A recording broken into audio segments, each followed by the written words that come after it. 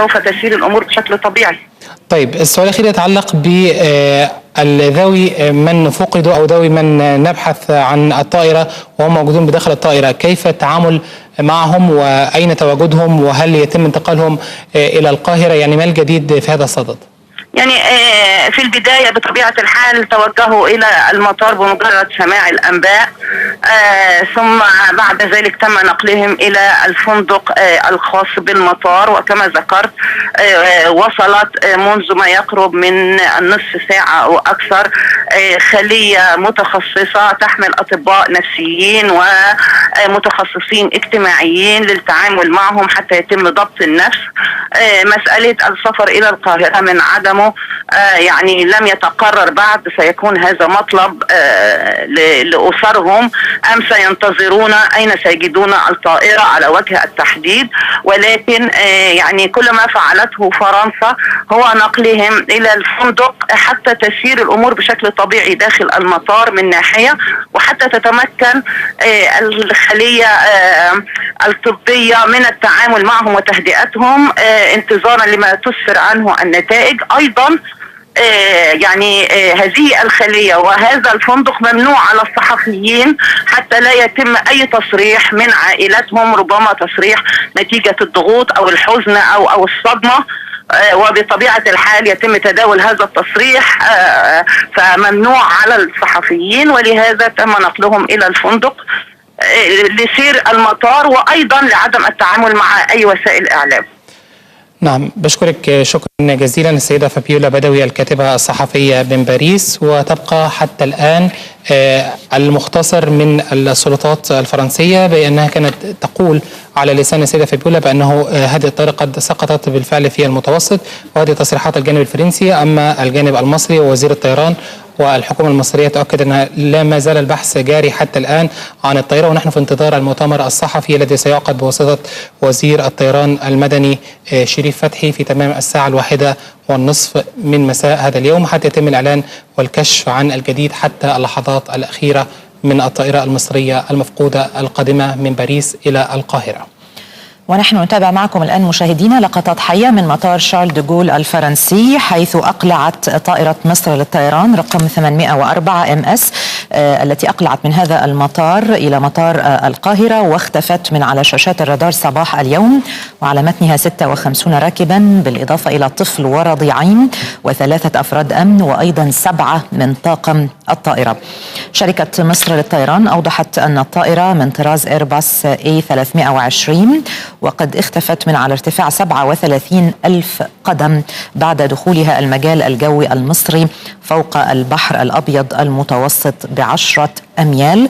ووصلت منذ يعني فترة فرق البحث والإنقاذ التابعة للقوات المسلحة المصرية للموقع المحدد الذي تم في فقدان الطائرة للبحث، ولا يزال هذا البحث جاريا. وقد ذكرت الصفحة الرسمية لوزارة الطيران المدني صرحت ب7 بيانات صحفية صادرة عن شركة مصر للطيران. نبدأها من البيان الصحفي رقم 1 والذي صدر في صباح هذا اليوم، أنه في القاهرة في يوم 19 من مايو من عام 2016 وبالتحديد في 4:15 صباحا صرح مصدر مسؤول بمصر للطيران بأن رحلتها رقم MS 804 والتي قد أقلعت من باريس من مطار شارل دي غول إلى مطار القاهرة في تمام 3:23:10 بتوقيت باريس، وعلى متنها 59 راكب و10 أفراد من الركاب قد اختفت من على الرادار في ساعة مبكرة من فجر هذا اليوم، وجرى التأكد من البيانات. البيان الثاني صادر أيضا عن شركة مصر للطيران بأنه صرح مصدر مسؤول بمصر للطيران بأن الطائرة الخاصة بمصر للطيران رقم MS 804 من طراز إيرباص 320 قد فقدت الاتصال بأجهزة الرادار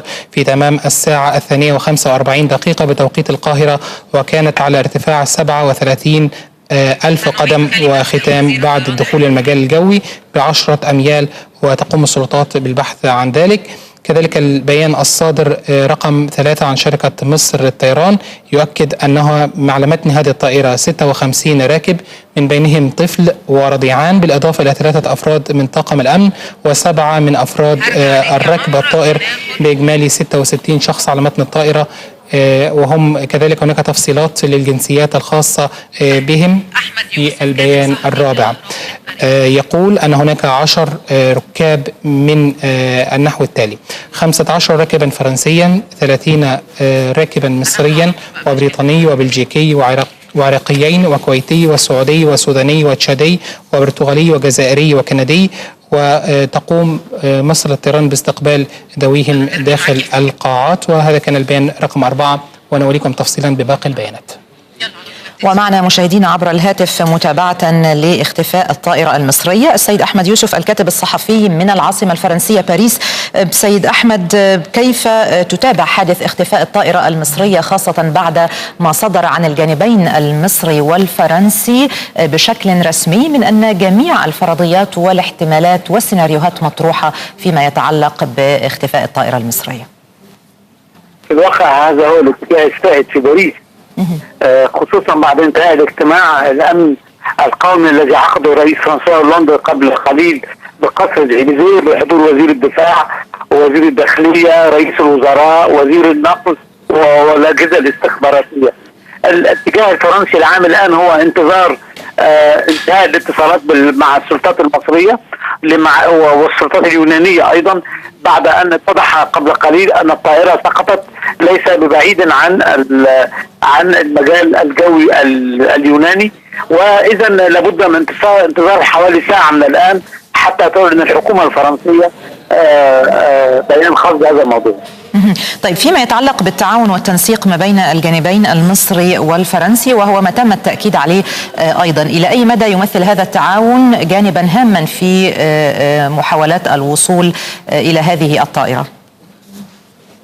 طبعا هذا التعاون اولا تفرضه الضرورة الوقتية، بمعنى ان هذا الحادث يخص الجهة التي الطائرة المنكوبة هي طائرة اقلعت من مكان محدد، وكانت من المقرر ان تصل الى مكان محدد اخر اي من باريس والقاهرة. اذا السلطات في البلدين معنيين بهذا الموضوع، خاصة اذا تبين ان هناك عمل اجرامي خلف الموضوع. هل هذا العمل الاجرامي تم من باريس ام على ظهر الطائرة نفسها ام ماذا؟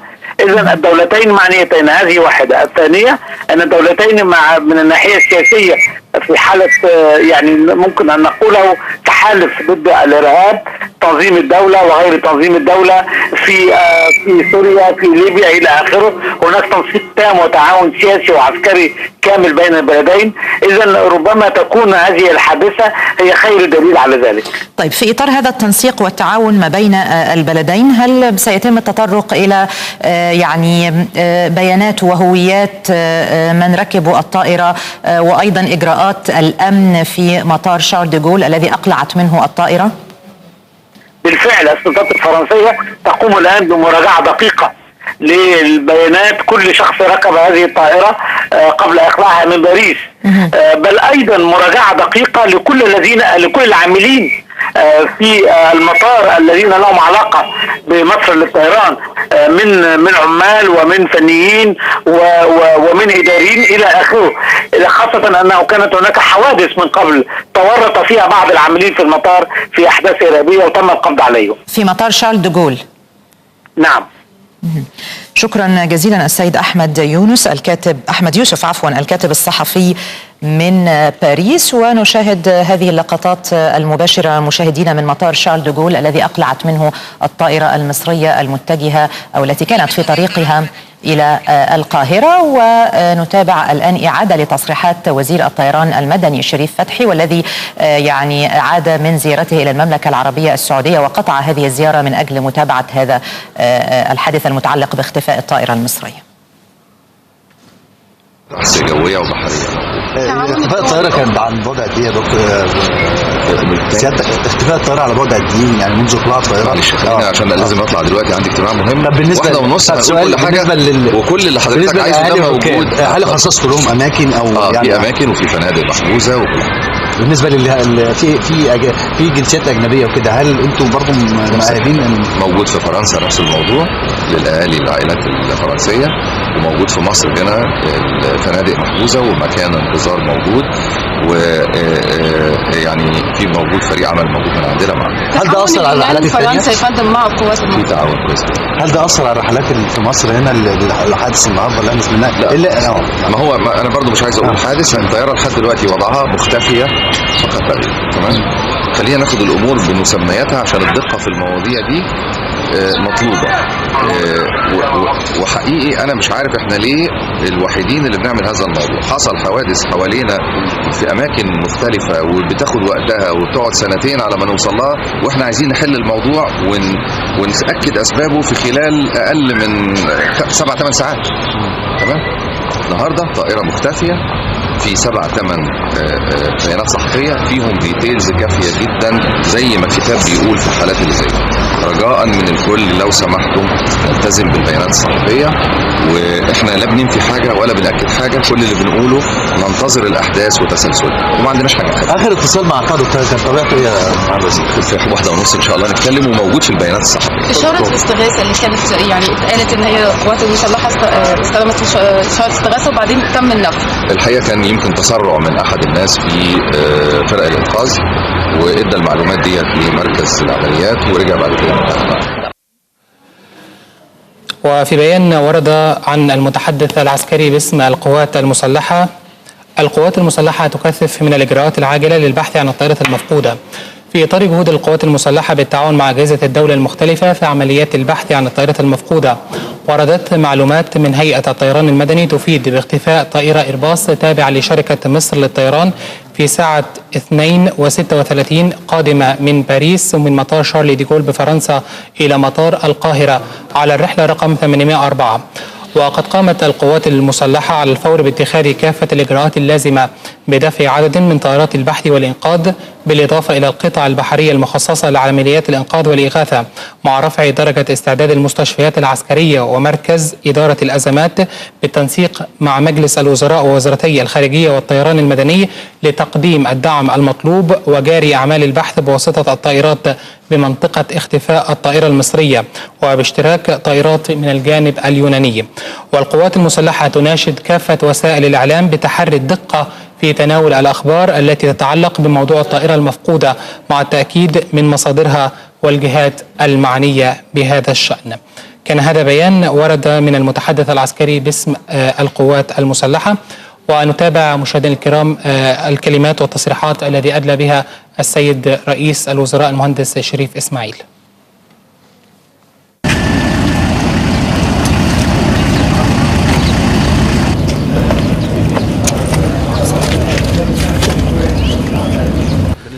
جاري عمليات البحث في الوقت الحالي عن الطائرة في الموقع اللي هي مقدر انها تكون اختفت فيه لو انقطع الاتصال بها.